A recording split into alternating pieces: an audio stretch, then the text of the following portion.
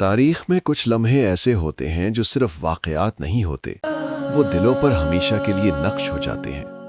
ایسے لمحے جنہیں نسلیں یاد رکھتی ہیں، جنہیں سن کر آنکھیں نم ہو جاتی ہیں اور دل گہرے احساس سے بھر جاتے ہیں۔ ایسا ہی ایک لمحہ مدینہ منورہ میں پیش آیا، جب امت مسلمہ کو اپنی تاریخ کے سب سے جذباتی وقت کا سامنا ہونے والا تھا۔ یہ وہ دن تھے جب رسول اللہ صلی اللہ علیہ وسلم کی مبارک زندگی کے آخری ایام قریب آ رہے تھے۔ رسول اللہ صلی اللہ علیہ وسلم نے 20 سال سے زیادہ عرصے تک انسانیت کو ایک اللہ کی عبادت کی دعوت دی، صبر کے ساتھ، قربانی کے ساتھ اور بے مثال رحمت کے ساتھ۔ آپ صلی اللہ علیہ وسلم نے اس معاشرے کو بدل دیا جو کبھی جہالت میں ڈوبا ہوا تھا۔ اسلام سے پہلے عرب میں قبائلی جھگڑے عام تھے، لوگ نسل اور قبیلے کے غرور میں لڑتے تھے، طاقتور کمزوروں کو دباتے تھے اور بت پرستی ہر طرف پھیلی ہوئی تھی۔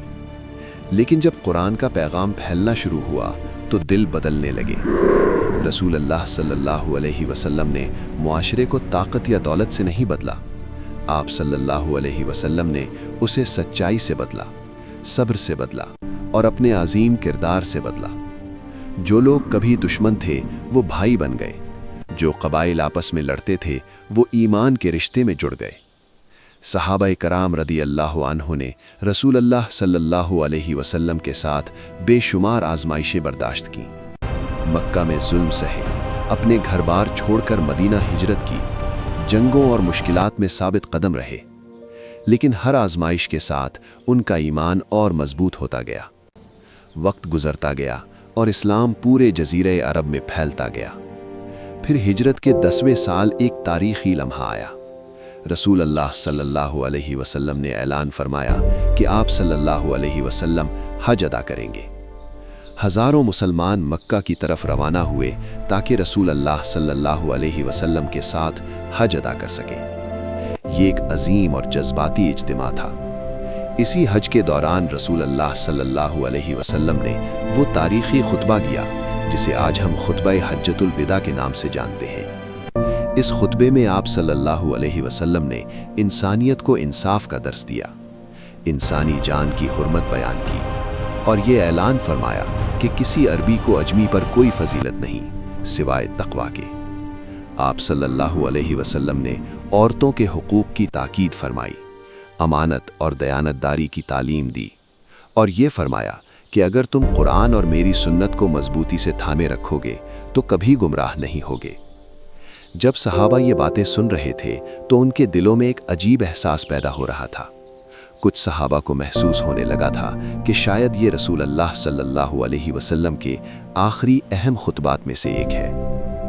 حج مکمل ہونے کے بعد رسول اللہ صلی اللہ علیہ وسلم مدینہ واپس تشریف لے آئے۔ چند دن سب کچھ معمول کے مطابق رہا، لیکن پھر آپ صلی اللہ علیہ وسلم کی طبیعت ناساز ہونا شروع ہو گئی۔ ابتدا میں یہ ایک عام بخار محسوس ہوتا تھا، لیکن آہستہ آہستہ بیماری بڑھنے لگی۔ اس کے باوجود رسول اللہ صلی اللہ علیہ وسلم کی فکر اپنی امت کے لیے تھی۔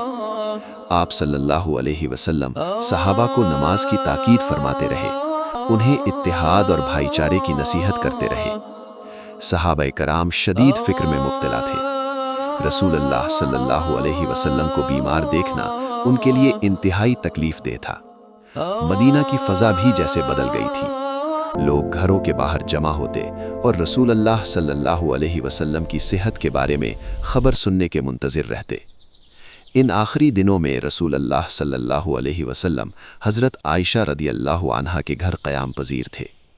حضرت عائشہ رضی اللہ عنہا نے بے مثال محبت اور خدمت کے ساتھ آپ صلی اللہ علیہ وسلم کی تیمارداری کی۔ یہ دن رسول اللہ صلی اللہ علیہ وسلم کے اہل خانہ اور پوری امت کے لیے انتہائی جذباتی تھے۔ بیماری کے باوجود رسول اللہ صلی اللہ علیہ وسلم لوگوں کو نصیحت کرتے رہے۔ آپ صلی اللہ علیہ وسلم نے نماز کی اہمیت بیان کی، لوگوں کے ساتھ حسن سلوک کی تلقین کی اور انصاف قائم رکھنے کی تاکید فرمائی۔ صحابہ آپ صلی اللہ علیہ وسلم کے ہر لفظ کو انتہائی توجہ سے سنتے تھے۔ انہیں معلوم تھا کہ یہ لمحے بے حد قیمتی ہیں۔ رسول اللہ صلی اللہ علیہ وسلم اور صحابہ کے درمیان محبت کی مثال تاریخ میں نہیں ملتی۔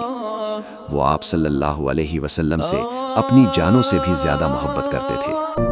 جب بھی وہ آپ صلی اللہ علیہ وسلم کو تکلیف میں دیکھتے، ان کے دل ٹوٹ جاتے، لیکن وہ صبر کرتے رہے اور اللہ کی حکمت پر بھروسہ رکھتے رہے۔ یہ آخری دن صرف غم کے دن نہیں تھے، یہ اس عظیم مشن کی تکمیل کی یاد دہانی بھی تھے۔ قرآن مکمل نازل ہو چکا تھا، اسلام کا پیغام پورے عرب میں پھیل چکا تھا۔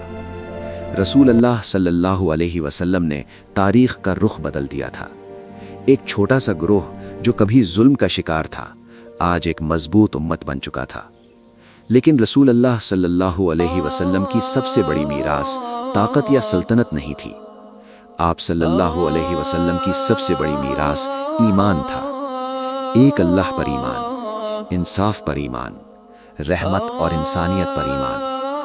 آج 1400 سال گزرنے کے بعد بھی رسول اللہ صلی اللہ علیہ وسلم کی زندگی دنیا بھر کے کروڑوں انسانوں کے لیے رہنمائی کا ذریعہ ہے۔ مدینہ کے وہ آخری دن ہمیں ایک اہم سبق دیتے ہیں۔